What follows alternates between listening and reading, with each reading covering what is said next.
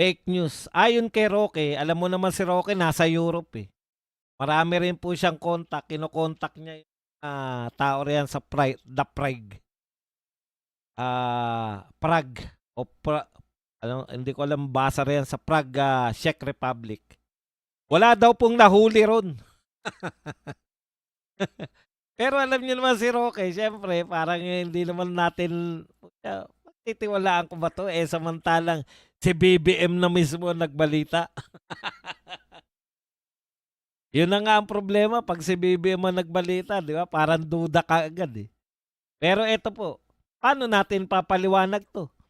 Czech Ministry of Justice, katumbas po 'to ng DOJ nila, Department of Justice natin.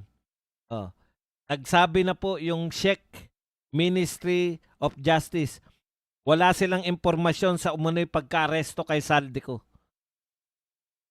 The Ministry of Justice has not yet received any information about the person in question. We are in contact with the police who are currently investigating the circumstances surrounding this person. Ayan po ang problema kasi natin, ang una nagbalita niyan si BBM, 'di ba? So wala pong ibang source, lahat po tinitignan natin ibinalita ni BBM, kinumpirma lang ng PNP, kinumpirma lang ng NBI. Pero ngayon papaano po natin papaliwanag na si Roque po nagsabi na wala raw pong inaresto doon sa Prague. Ngayon, wala rin daw po, ayon dito wala rin daw impormasyon yung Ministry of Justice ng Czech Republic tungkol po dito. Hindi ko po sinasabi na fake news outright. Si Roque po nagsabi nun. Pero, yun na nga, no? Asan yung video?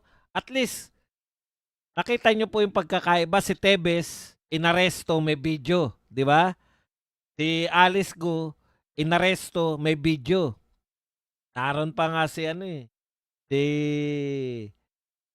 Ben-Hur. Sabi pa nga ni Ben-Hur, ikaw pala si Alice.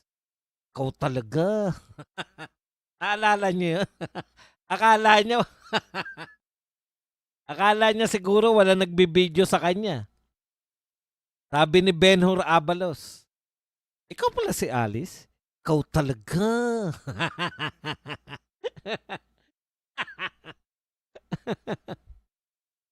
Parang no?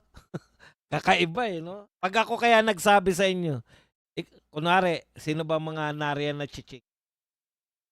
Kunwari si Regine, ikaw pala si Regine? Ikaw talaga. May gigil eh. Diba? Oh.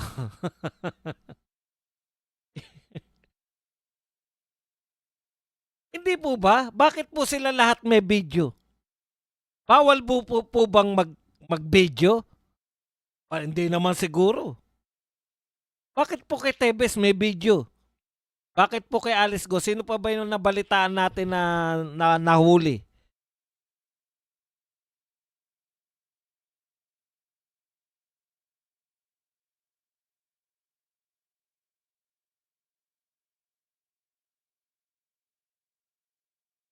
Ang dali lang naman po para walang duda. Alam niyo po, Mr. President, lahat po ng sinasabi niyo, kaduda-duda na sa mga Pilipino. Yan po ang kawalan niyo ng distrust.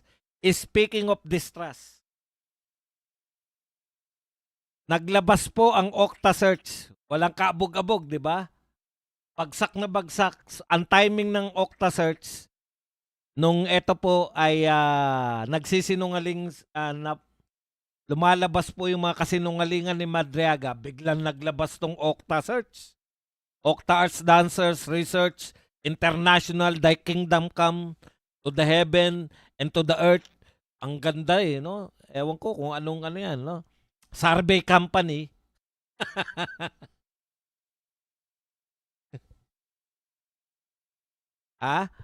Biglang naglabas muna. Tumataas na raw ang trust rating ni BBM. At si BP Sara daw po ay 69% daw ng Pilipino ay nagnanais na ma-impeach si BP Sara.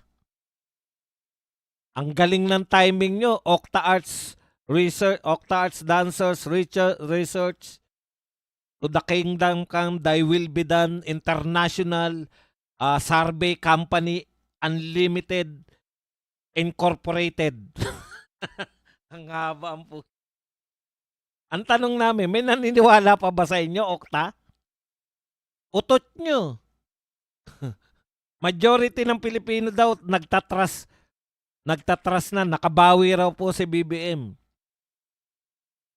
Sabi nga ni kala nun, yung sa Manila Times, mamaya maalala ko yun. Sabi nga niya, magkano? Magkano? O sino raw yung gumagasto sa research, sa survey? Sino nagbayad sa survey na yan? Kasi around 2 million daw yan. Wala daw nagbayad. Sarili lang daw ng Okta Arts. Pukin, sarili nyo lang yan. Mag-aaksayak si Tiglaw, sabi ni Tiglaw. Sabi ni Tiglaw, sino raw ang nagbayad sa pa-research nyo? Wala daw nagbayad, kusa lang daw sila. Puta kusa? Maniniwala kami sa inyo, kusa. Hindi naman kayo sikat. Ang magagastos daw dyan around mga 2 million sa kada survey. Kami pa bobobohin nyo. 69% gusto ma-impeach si BP Sara. Bakit number 1 siya sa ibang survey? Sa lahat ng survey, number 1 si BP Sara. Yung pala gusto ng mga Pilipino ma-impeach? Ano yan?